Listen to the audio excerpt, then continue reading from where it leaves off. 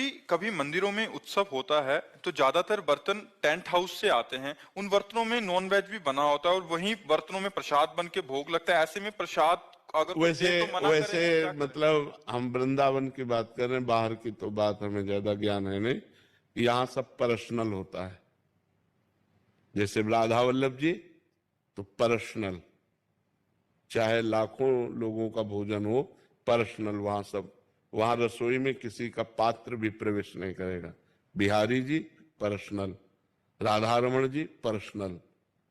हाँ, जनरल गांव गली की बात हम नहीं कहते। बाहर जो जैसे ये धाम या पुरियों से बाहर का जैसे माहौल है, अभी जम्मू में रह रहे हैं तो वहां तो टेंट हाउस से बर्तन आते हैं तो उसमें नॉन वेज भी बना नहीं होता है। नहीं नहीं नहीं, तो ऐसे में कोई प्रसाद दे?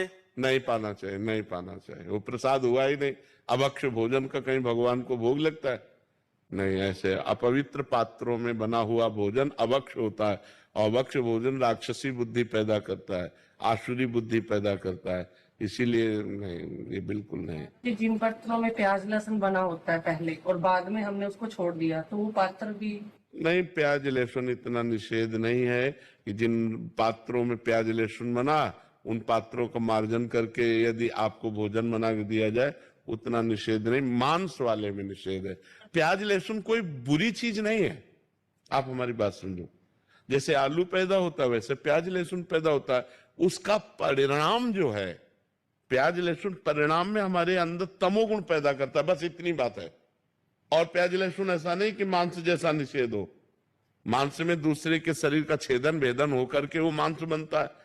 लेकिन प्याज लहसुन तो जैसे आलू है, गाजर है, मूली है, नीचे फल की तरह प्रकट हुआ है, बस वो तमोगुण प्रकट करता, बस। और कोई बात नहीं। ऐसा नहीं कि पाप लगेगा, ऐसा नहीं। मांस तो जिस पात्र में बना हुआ, उस पात्र में बना हुआ भोजन कदापि नहीं खाना चाहिए। लेकिन जैसे प्याज लहसुन मतलब और वो पात्र मार्जन करके हमें रोटी डाल दे तो पा लेना चाहिए, उसमें कोई नहीं। भगवान को भोग लगा सकते हैं। भगवान की जब भोग लगाने की बात आएगी तब उसे हटा देंगे। अब ये जनरल बोल रहे हैं, जैसे जनरल में लोग है ना, जनरल बोल। लेकिन जब भगवान की सेवा की बात आएगी तो हम उन पात्रों का प्रयोग ही क्यों करेंगे? हम तो पवित्र पात्रों का प्रयोग करके भगवान को भोग लगा के पाएंगे, भगवान का भोग नहीं लगा सकते।